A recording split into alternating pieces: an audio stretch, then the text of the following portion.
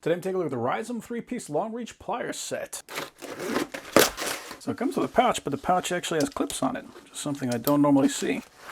Alright, so the pliers themselves are fairly similar. The big difference is that we got a straight, we got a 45, and we got a 90. That variety can really come in handy. Got nice soft rubber handles on it, which is excellent.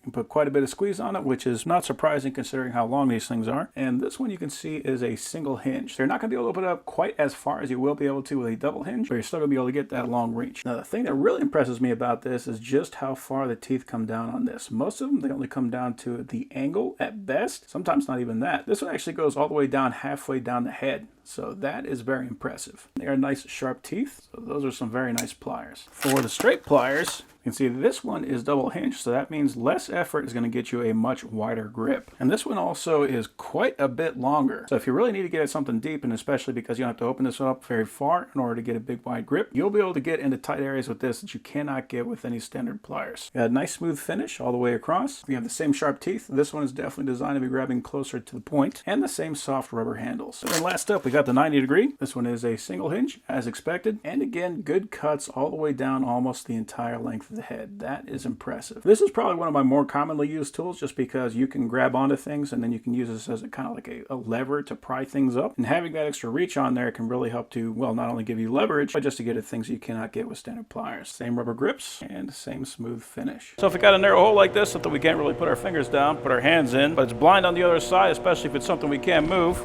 we can take this guy. We can get it open just enough. There we go. So you can get at stuff with these that you just cannot get with any other type of needle nose pliers. So overall, that is a very nice kit.